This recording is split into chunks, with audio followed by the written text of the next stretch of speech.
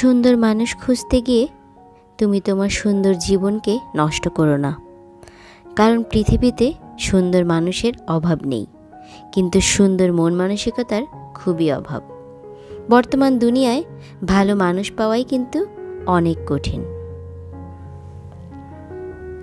আসসালামু আলাইকুম everyone, welcome back to my another new blog. দূরে এবং কাছে যে যেখান থেকে আমার আজকের ভিডিওটি দেখছেন, আশা করছি সবাই ভালো আছেন এবং সুস্থ আছেন। আমরাও আলহামদুলিল্লাহ বেশ ভালো আছি। তো হয়তোবা আজকে সকালের নাস্তাটা রমজান মাসের আগে শেষ নাস্তা আপনাদের সাথে শেয়ার করছি। ইনশাল্লাহ আল্লাহ যদি বাঁচিয়ে রাখে তাহলে কিন্তু আবার আমরা রমজানের পরে আপনাদের সাথে সকালের নাস্তাগুলো শেয়ার করতে পারবো। তা আজকে সকালে ঝটপট সিম্পল একটা নাস্তা রেডি করছি। বিকেলে পাস্তা খাওয়ার জন্য পাস্তা সিদ্ধ করেছিলাম, কিন্তু পাস্তাটা রান্না করা হয়নি, তো সেটা ফ্রিজে রেখে দিয়েছিলাম। তো সকালে নাস্তার জন্য আজকে পাস্তাটা রান্না করে নিচ্ছি। আর আজকের পাস্তাটা কিন্তু একদম দেশীয় স্টাইলে তৈরি করছি। নর্মালি দেখা যায় আমি ডিম দিয়ে পাস্তাটা খুব কমই রান্না করি, কারণ আমার কাছে বেশি একটা ভালো লাগে না। তো আজকে যেহেতু সকালে নাস্তা হিসেবে খাবো, তাই বেশি একটা ঝামেলা করলাম না। আমি নুডলসের মশলা দিয়ে নুডলস যেভাবে রান্না করি ঠিক সেভাবেই কিন্তু আজকের পাস্তাটা রান্না করে নিয়েছি। শুধু একটু ক্যাপসিকাম আর গাজর কুচি সাথে দিয়েছি, একটু বেশি করে টমেটো দিয়েছি। আমার ফ্রিজে আমি পাস্তা সস বানিয়ে রেখেছিলাম, কিন্তু সেটা ডিপ ফ্রিজে ছিল। আর আরহাম ঘুমাচ্ছিল। আমার ডিপ ফ্রিজটা যখন খুলতে যাই, দরজায় একটু শব্দ হয়, এই শব্দটা শুনলে আরহাম ঘুম থেকে জেগে যাবে, এই ভয়ে আমি শুধু টমেটো দিয়ে আর চিলি সস দিয়ে পাস্তাটা রান্না করেছি।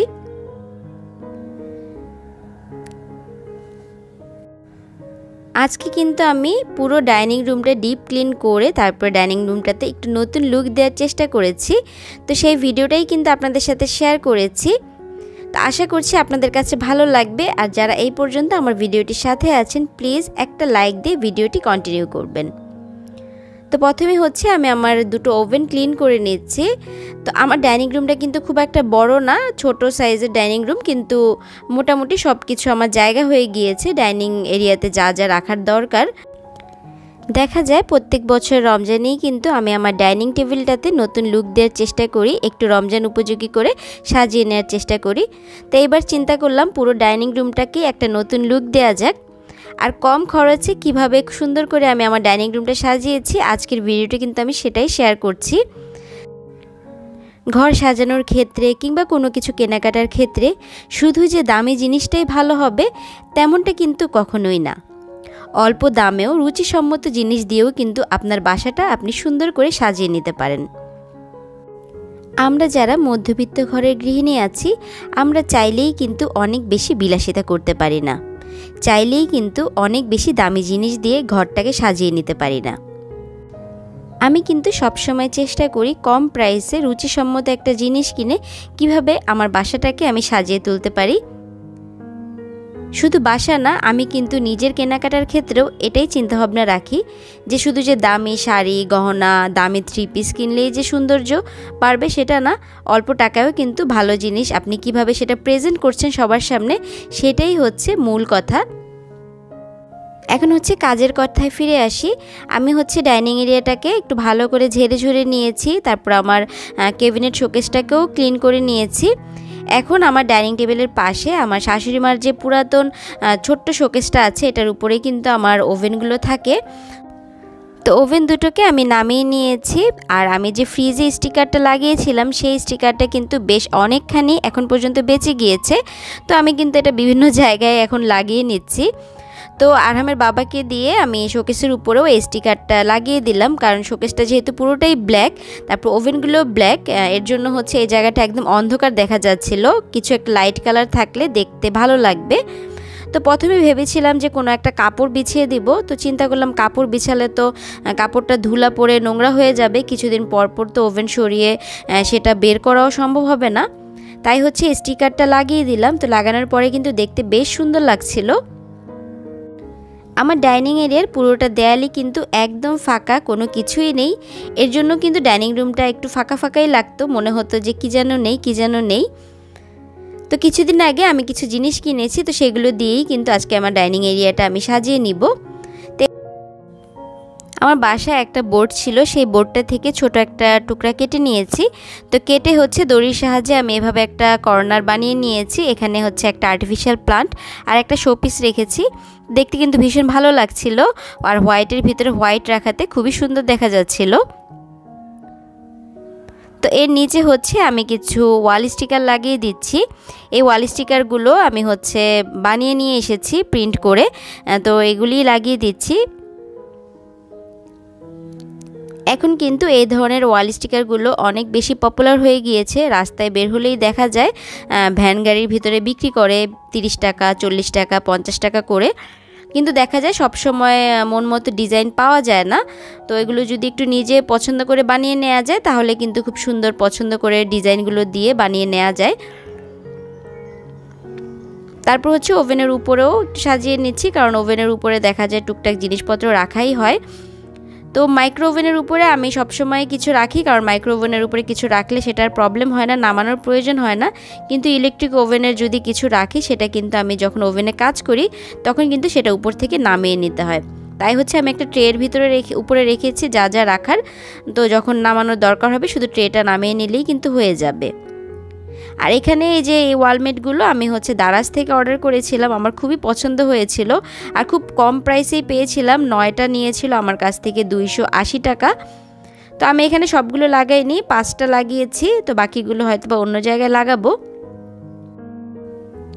একটা ডাইনিং রুমের মূল সৌন্দর্য কিন্তু নির্ভর করে ডাইনিং টেবিলের সুন্দর একটা টেবিল ক্লথের উপরে। তো এই ধরনের টেবিল ক্লথগুলো অনেক দিন ধরেই কেনার ইচ্ছা ছিল। অনলাইনে অনেক পেজ ঘুরেছি, তো সব পেজেই প্রাইস ছিল প্রায় 1200-1500 এরকমের ভিতরে। তো চিন্তা করলাম নিজে আমি কাপড় কিনে যদি বানিয়ে নিই তাহলে হয়তো বা খরচটা কম পড়বে। সেই চিন্তা করে আমি মার্কেটে গিয়ে সিঙ্গেল খাটের যে চাদর পাওয়া যায় সেরকম একটা চাদর কিনেছি মাত্র 250 টাকা দিয়ে। তার সাথে 100 টাকার লেস কিনেছি। তো 1200-1500 টাকার কাজ কিন্তু আমি মাত্র 350 টাকায় করে ফেলেছি। এতে করে কিন্তু আমার টেবিলের লুকটা অনেক বেশি সুন্দর দেখা যাচ্ছে, কারণ এই ধরনের ক্লথগুলি বিছালে টেবিলের লুকটা অনেক বেশি ফুটে ওঠে। যেহেতু কটন কাপড়, আমি এটার উপরে হচ্ছে যে প্লাস্টিকের ট্রান্সপারেন্ট কাগজগুলো পাওয়া যায় সেগুলো দিব। তো এখন যেহেতু আমার বাসায় নেই, আপাতত হচ্ছে এই কাপড়টাই আমি বিছিয়ে নিচ্ছি শুধু। পরবর্তীতে আমি সেই কাগজটা এনে বিছিয়ে দিব উপরে, তাহলে দেখতে আরও বেশি ভালো লাগবে।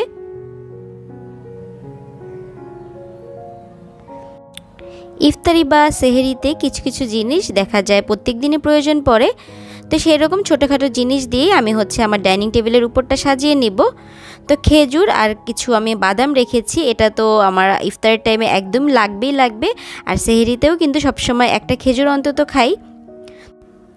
ইফতারিতে তো খেজুর আমরা খাই, কিন্তু আপনারা সবসময় চেষ্টা করবেন সেহরিতেও 1-2টা খেজুর খাওয়ার জন্য।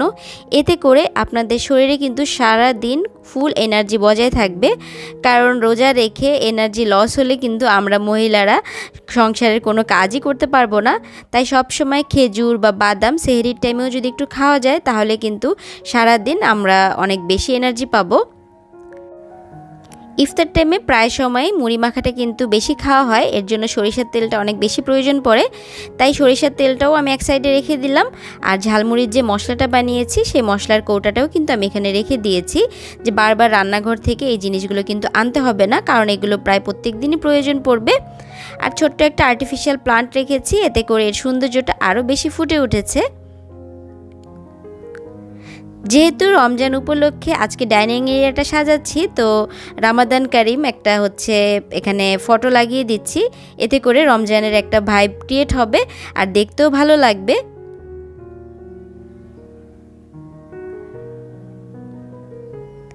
তো কয়েকজন আপুই কিন্তু জানতে চেয়েছিলেন আমার জন্মদিনে আরহামের বাবা কি গিফট দিয়েছে।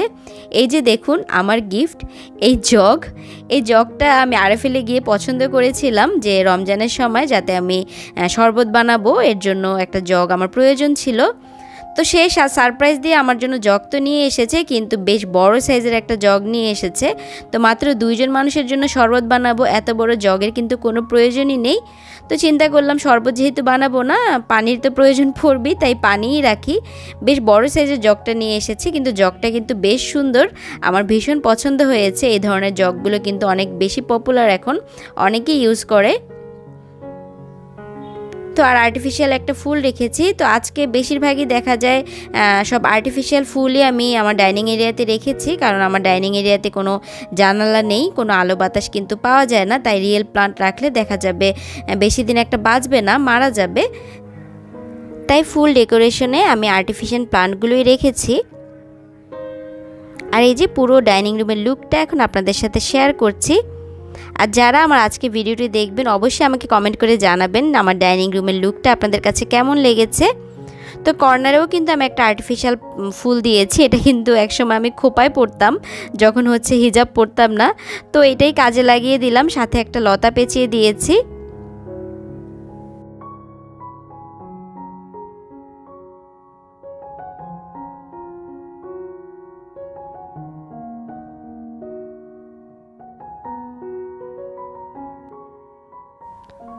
ওভেনের উপরে এই জায়গাটুকু দেখতে কিন্তু বেশ সুন্দর লাগছে আমার কাছে। আর ডাইনিং টেবিলের উপরের এই প্রত্যেকটা ছবি এত বেশি সুন্দর, মনে হচ্ছিল একদম ডাইনিং টেবিলে বসে যারা খাবে বা আমরা খাবো তখন কিন্তু মনটাই শান্তি হয়ে যাবে। খাবার ভালো না হলেও এই ছবি দেখেই কিন্তু প্রাণ জুড়িয়ে যাবে, এমনটা মনে হচ্ছিল আমার কাছে।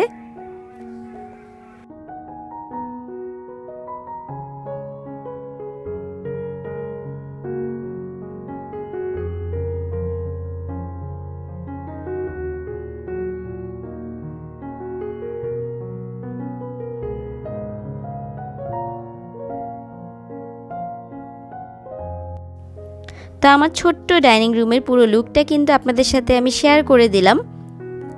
আমার কাছে তো ভীষণ ভালো লাগছে, আশা করছি আপনাদের কাছেও ভালো লাগবে।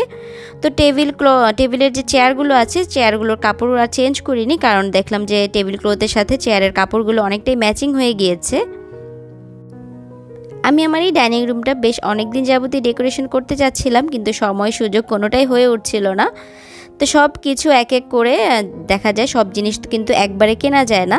তো এখানে যা যাই টুকটাক জিনিস আছে আমি কিন্তু অল্প অল্প একটু একটু করে কিনে জমিয়ে রেখেছি, তারপর হচ্ছে একসাথে সব কিছু ডেকোরেশন করে নিয়েছি। তো দিনের আলোতে তো ডাইনিং টেবিলের লুকটা দেখে নিলেন, এখন রাতের অন্ধকারে কেমন লাগছে সেটাও একটু দেখে নিন। তো আমি যেই টেবিলের উপরে যে ওয়ালমেটগুলো লাগিয়েছিলাম সেটার নিচে কিন্তু এই আর্টিফিশিয়াল লাইটটাও দিয়েছি, ফেরি লাইটটা। এই লাইটটা কিন্তু যখন অন্ধকারে জ্বলে অনেক বেশি সুন্দর লাগে। তো আমার ইচ্ছা ছিল উপরে একটা স্পটলাইট দেওয়ার জন্য, কিন্তু আমার ডাইনিং টেবিলের একদম উপরেই ফ্যানটা রাখা, তো ফ্যানের জন্য এই ধরনের লাইটগুলো আর লাগানো পসিবল হবে না। তো ডিনারের জন্য এখানে ঝটপট চিকেন বিরিয়ানি রান্না করছি। অনেক সময় দেখা যায় রোস্ট রান্না করলে বেশি পরিমাণে যদি থেকে যায় তখন সেটা আমি ডিপ ফ্রিজে রেখে দিই, তখন সেই রোস্টটা দিয়ে আমি এভাবে চিকেন বিরিয়ানি করে ফেলি। এই বিরিয়ানিটা খেতে অনেক বেশি মজার হয়। তো আমার বাসায় ছোটো বোন এসেছিলো রাতের বেলা, ছোটো বোনের জন্যই হচ্ছে বিরিয়ানিটা রান্না করছি। তো ভাগ্যিস সেটা চিকেনটা রান্না করা ছিল, তো এটা দিয়েই হচ্ছে ঝটপট হয়ে যাবে। তো চিকেনের সাথে আমি একটু ডিম সিদ্ধ দিয়েছি, আর হচ্ছে সাসলিক ছিল, সেই সাসলিকটাও ভেজে নিচ্ছি। তো আমি কিন্তু চিকেন বিরিয়ানিটা চিকেনের পোলাওটা একটু উঠিয়ে রেখে তারপরে হচ্ছে চিকেনটা দিয়ে তারপরে আবার পোলাও দিয়ে ঢেকে দিচ্ছি, দমে দিয়ে দিচ্ছি। এতে করে এই বিরিয়ানিটার টেস্ট কিন্তু অনেক বেশি ভালো আসে। এখন উপর থেকে ঘি দিয়ে বেরেস্তা দিয়ে ব্যাস একটু কিছুক্ষণ রেখে দেব, হয়ে যাবে ঝটপট চিকেন বিরিয়ানি। তো আজকের মতো এখান থেকেই বিদায় নিচ্ছি, দেখা হবে পরবর্তী কোনো ভিডিওতে। সে পর্যন্ত সবাই ভালো থাকবেন, সুস্থ থাকবেন। আল্লাহ হাফিজ, আসসালামু আলাইকুম।